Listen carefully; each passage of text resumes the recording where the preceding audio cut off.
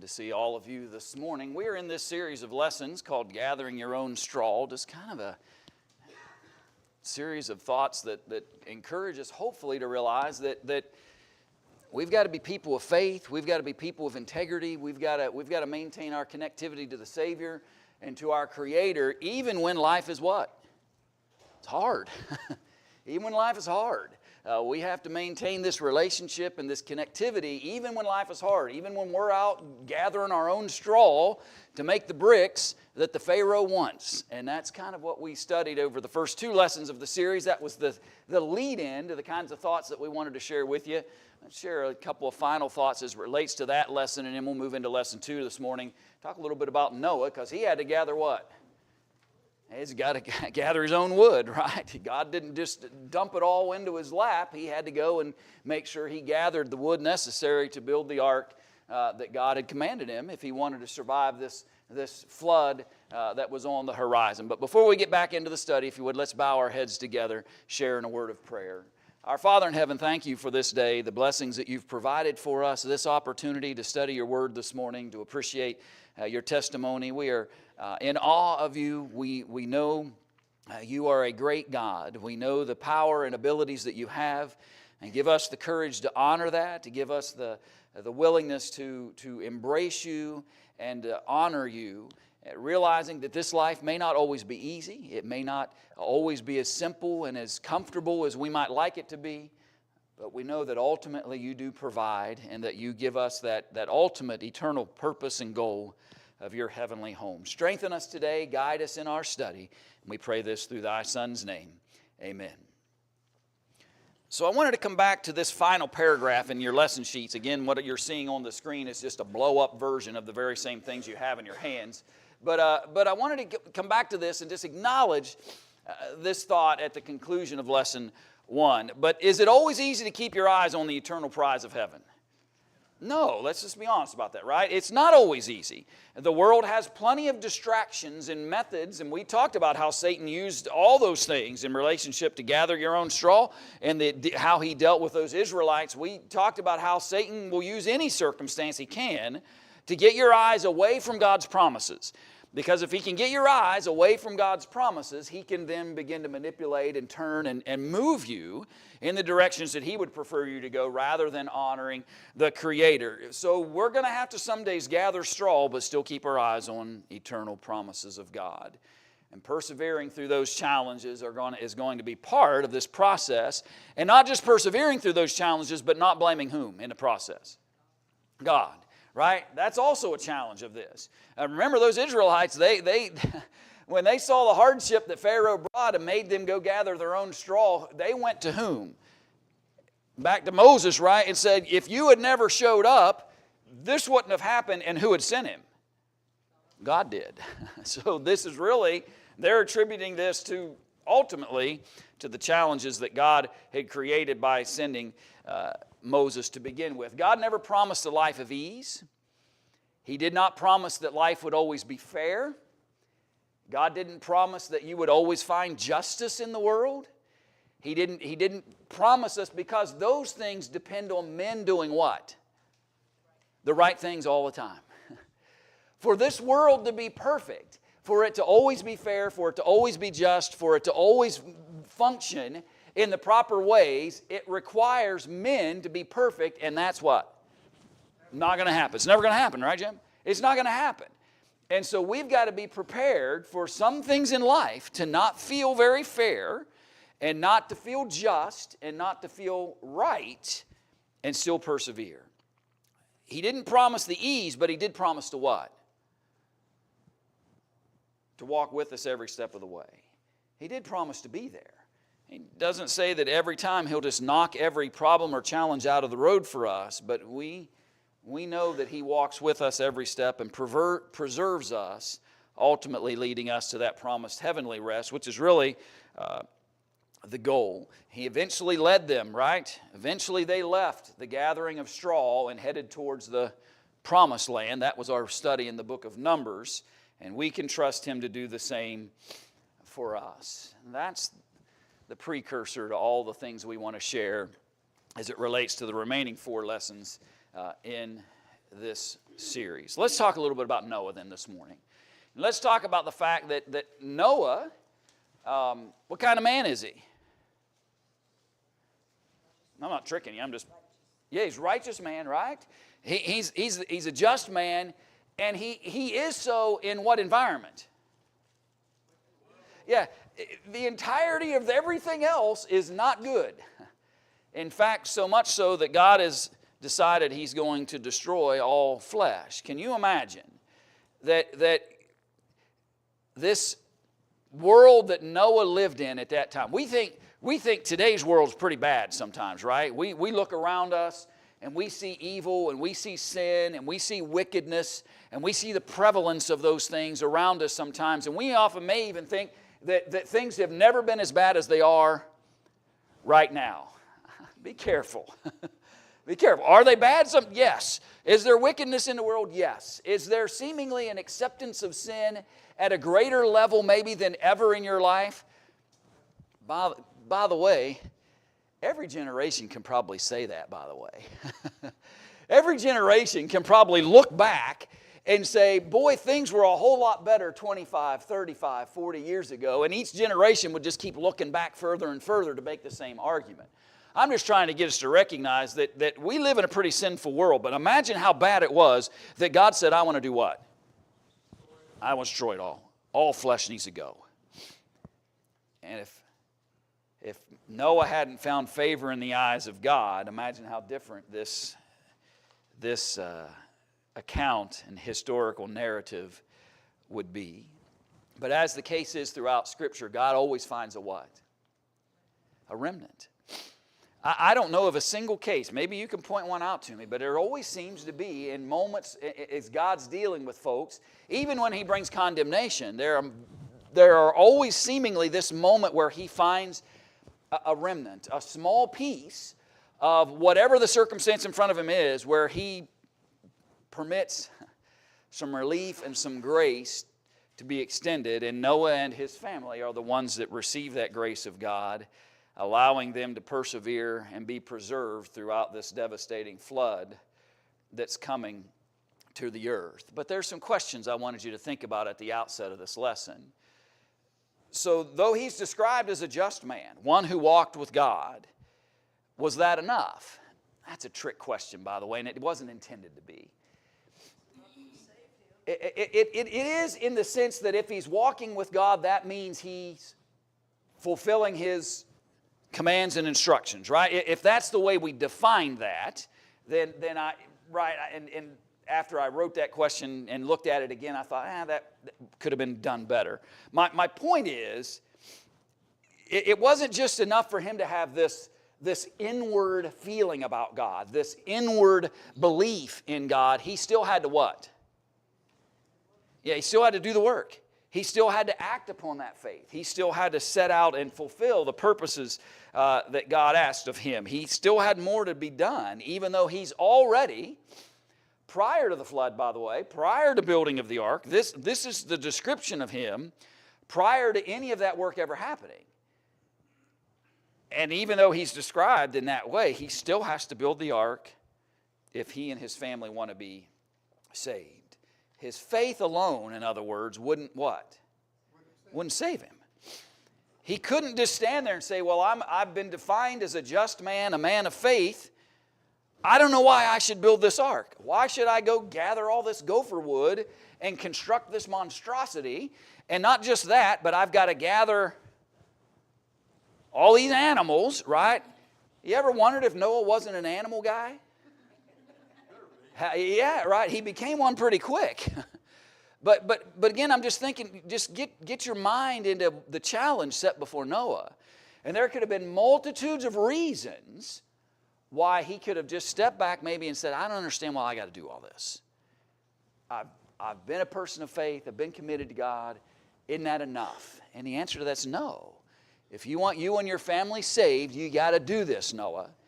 You've got to build the ark, and that's what we want to talk about in the initial part of our study. And then we'll get the history in some senses maybe today, and we'll maybe talk about the practical side of that messaging, Lord willing, on Wednesday, but depending on how far we go. So let's go into the narrative. Genesis chapter 6. Let's get an idea of what the condition of the world is in the days of Noah. And so how did you define that in your lesson sheets? What's the condition of the world? Okay, wickedness, that's a word we could use. Evil.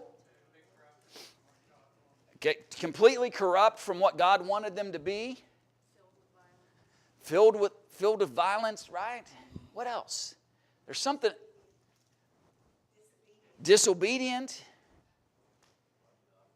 Ungodly, right? Those are all fair terms that could be used. Now, I want you to notice verse 5 with me.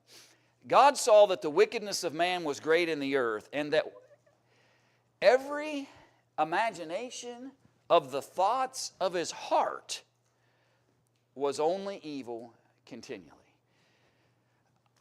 I've always tried to remind myself and remind others as well that argument that says it doesn't matter what you think, it only matters what you do, is a falsehood.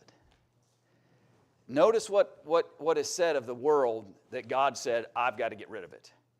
He said their imaginations, their thoughts, the way they thought was the problem. The problem wasn't just their actions, though those were wicked. The problem was every action came from a mindset.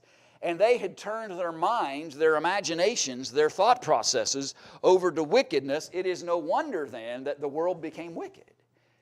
Friends, we've got to be careful that we understand how important that a pure mind is in this process. To honor God requires not just pure actions, it requires a pure mindset. And the destruction that came wasn't just about what they did, it was about how they were thinking and the imaginations and thoughts and intents of their mind. So much so, verse 6 says what?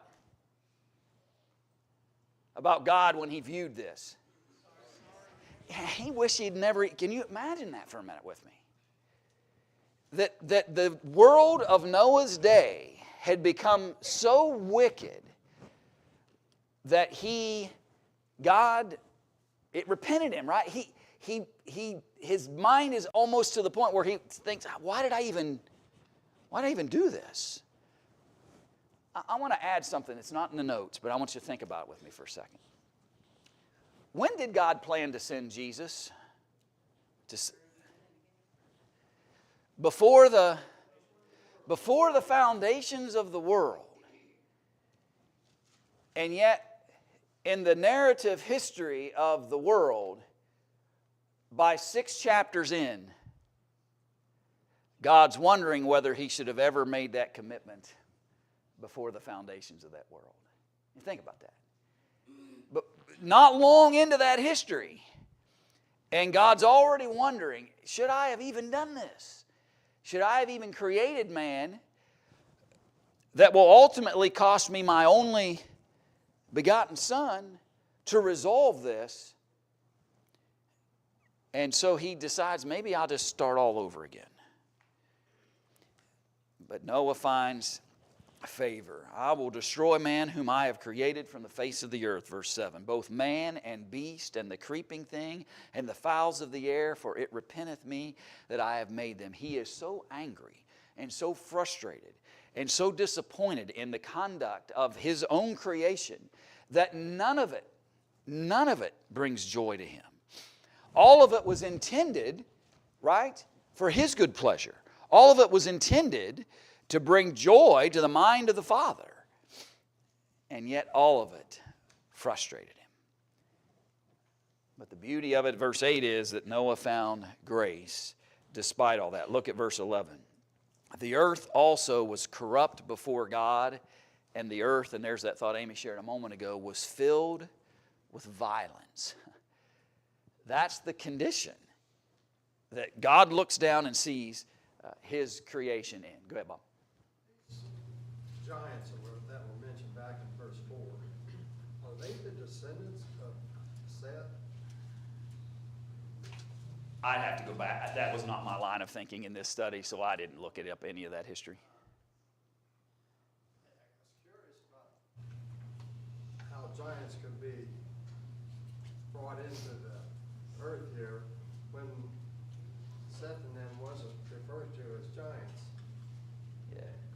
Yeah, no, I didn't spend any time looking at those aspects because that wasn't the flow of the lesson, so I wasn't.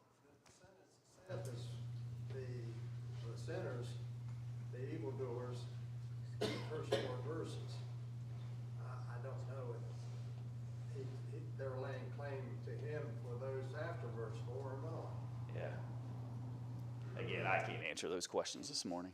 I'd have to spend some time, but because that just wasn't where my line of thought is as it relates to this.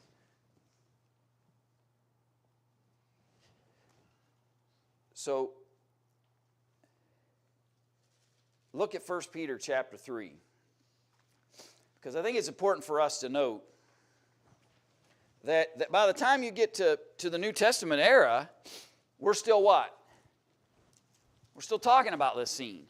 It becomes a parallel, a picture, a storyline as it relates to what's coming in New Testament times. He says, of that time period, which sometime were disobedient, when once the long-suffering of God waited in the days of Noah, while the ark was preparing, wherein few, that is, 8 souls were saved by water. The disobedience of the world had become so enormous that God decides to bring destruction. And the only favor that was found was by Noah and his family. So question 2, what did Noah find in the eyes of the Lord, and how is he described in the text? And we've kind of already answered that in some ways, but let me give you a chance to. So how is he described in that text? Okay, but Noah found grace in the eyes of, that's what he found, we've already talked about. And verse 9, Noah was a just man. It's an interesting word here used, and perfect in his generations. And Noah walked with God. So there are three descriptions here, right, that are attributed to Noah. How did he find, and here's what I want you to notice. How did he find grace in the eyes of the Lord? Is it arbitrary? Did God just look down at the world and go, well, I got to find somebody?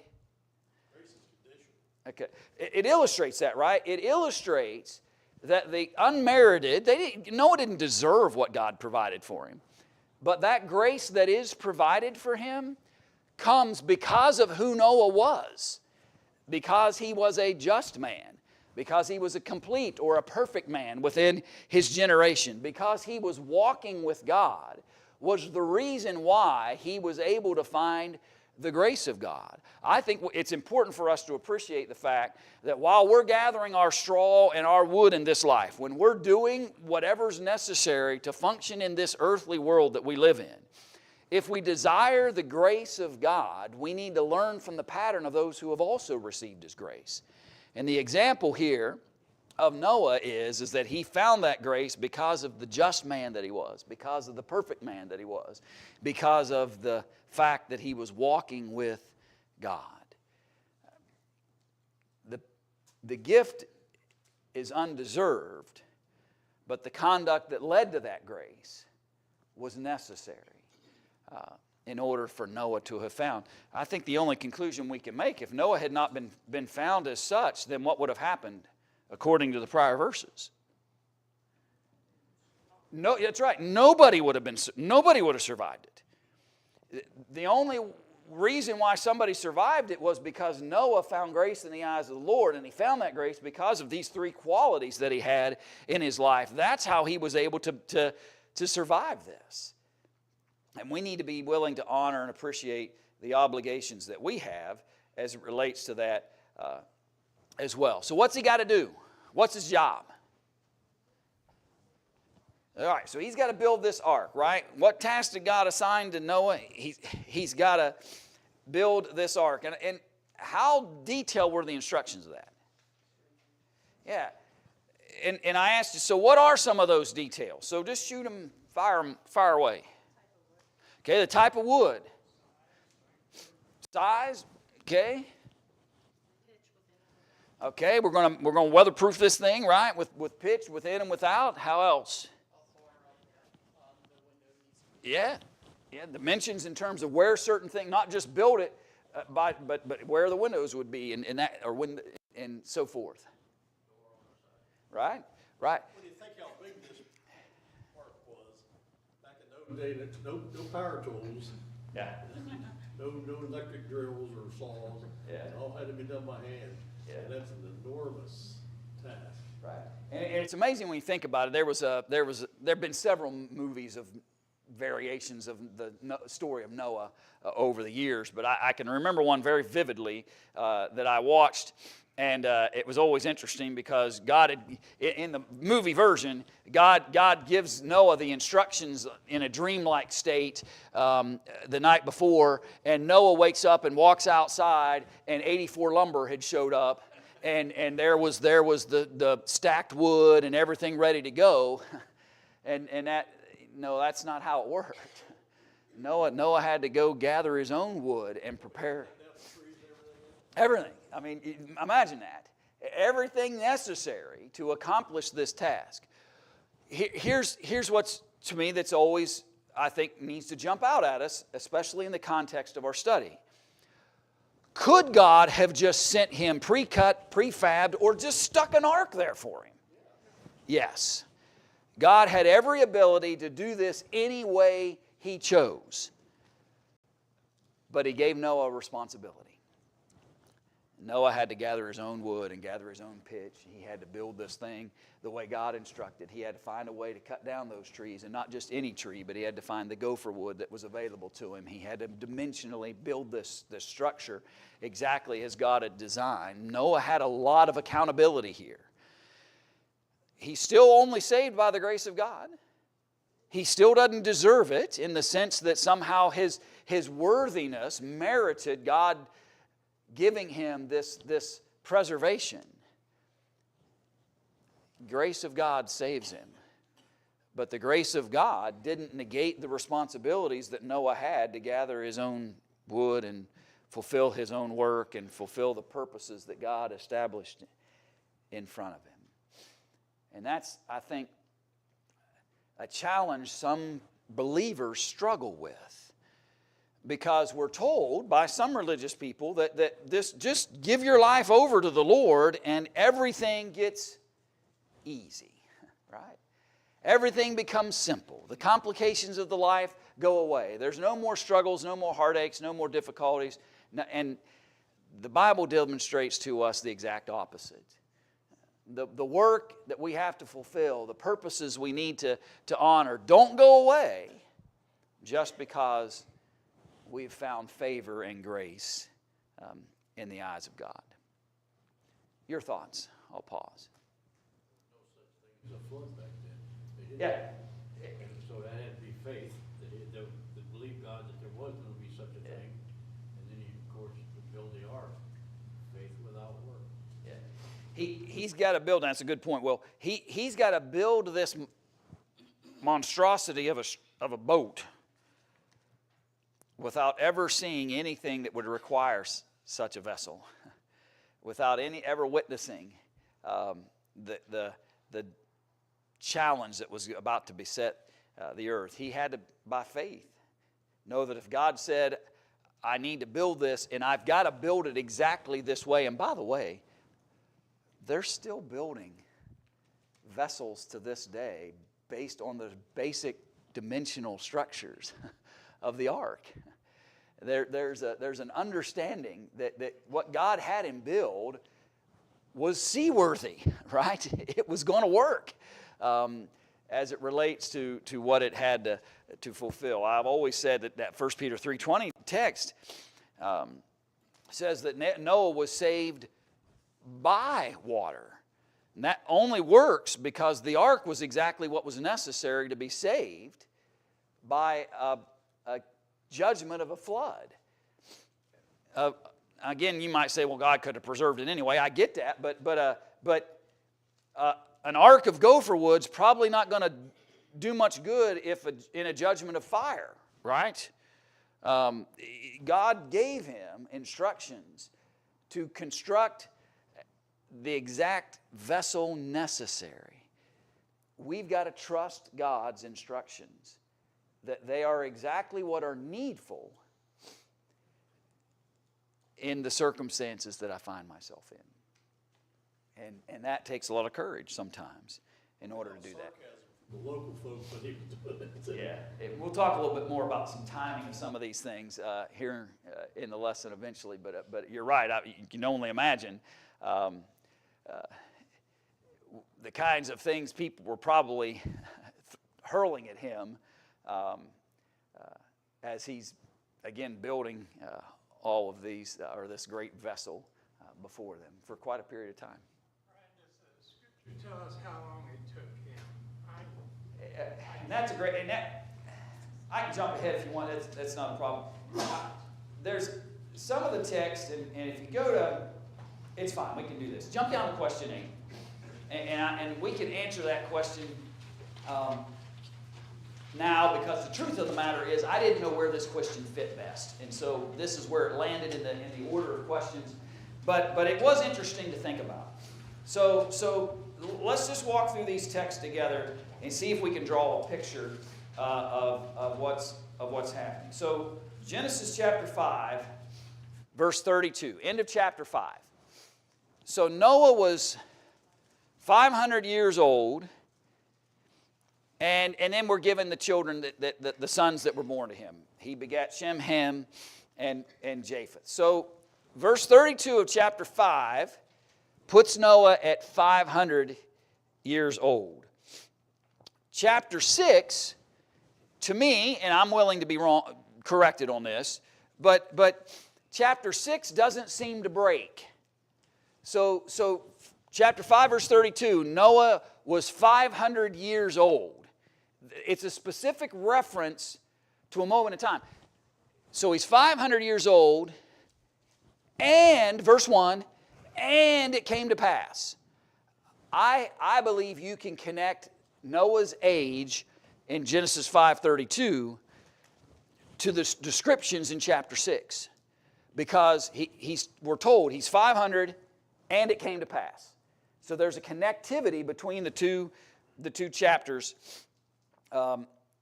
in that moment. Chapter 7, verse 6. Noah was 600 years old when the flood of waters was upon the earth.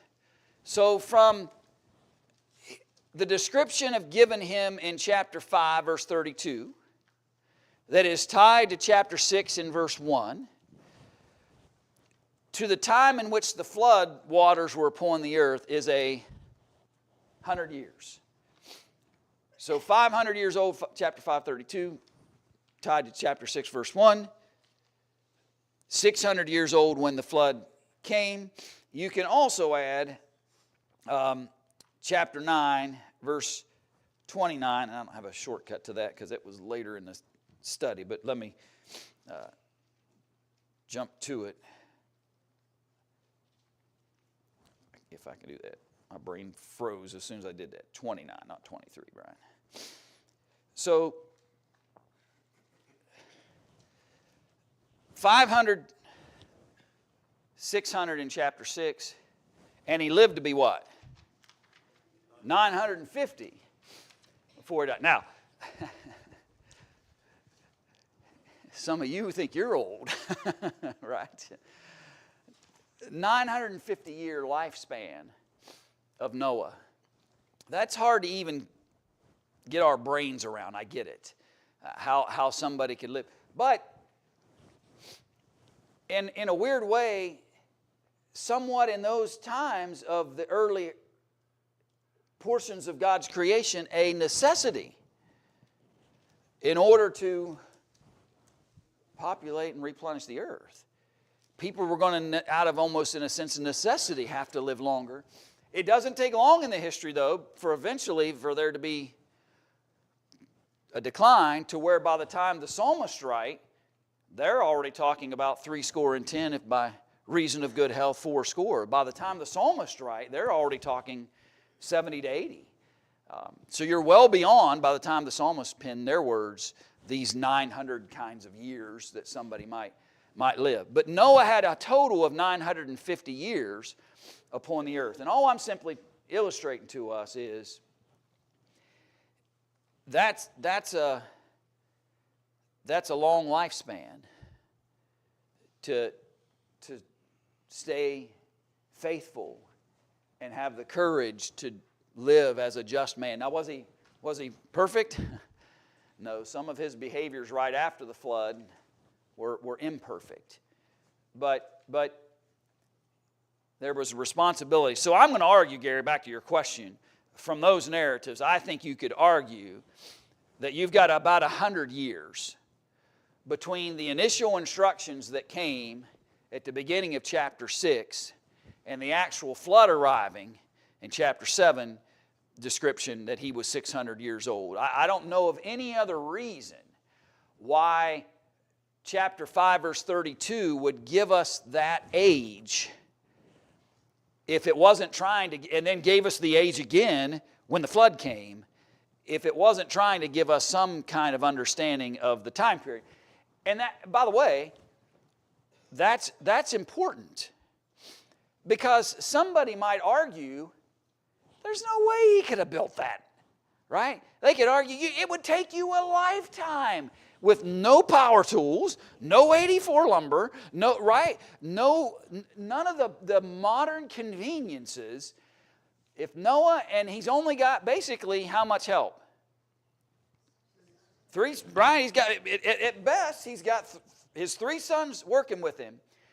And I suppose if somebody wanted to try to claim that this isn't, right, that this isn't possible, well, it may not be if he had 8 weeks, but he didn't have 8 weeks. He had 100 years.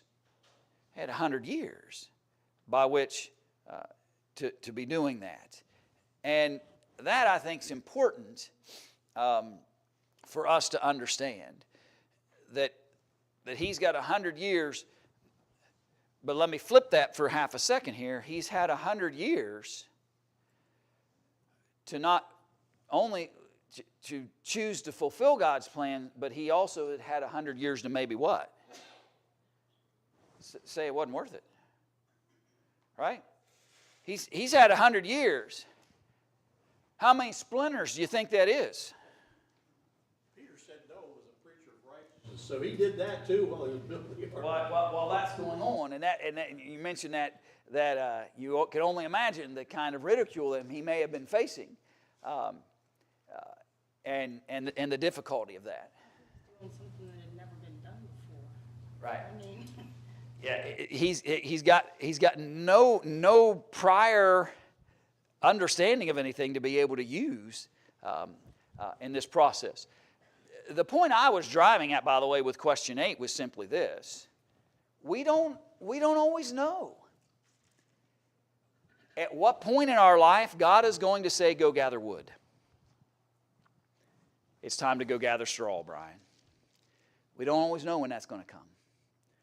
For Noah, it came from 500 to 600 years old, where he had to go gather some wood. For 500 years, it appears that Noah was just trying to live right in the eyes of God in a wicked world. Right? For 500 years, Noah's been just trying to be just, righteous, faithful. He's just trying to do what he believes is right in the eyes of God for 500 years there upon the earth. And then all of a sudden, at the end of that 500-year period, God comes to him and says, "No, I've got some responsibilities for you. Some extra work that you need to fulfill." Friends, we don't always know. And I think sometimes our faith can be shaken, and we can call into doubt our beliefs and our convictions in our relationship with God sometimes solely based on the fact that we weren't ready for the moment that God said, "Go gather wood." We hadn't been prepared. We thought it would never come. We felt like everything had been accomplished up to that point. Why now, right? Why now, Lord? After 500 years of living as I should, now you want me to go out here and build this structure? We've got to be ready at any moment for life to say, Go gather straw, Brian, and stay faithful in the process. Go gather wood and stay faithful in the process, even when we might not have expected it. I'll bring that back up Wednesday night when we come back and talk a little bit more. But it's fine to get that into our minds before we lead into the conclusion of our discussion about Noah on Wednesday.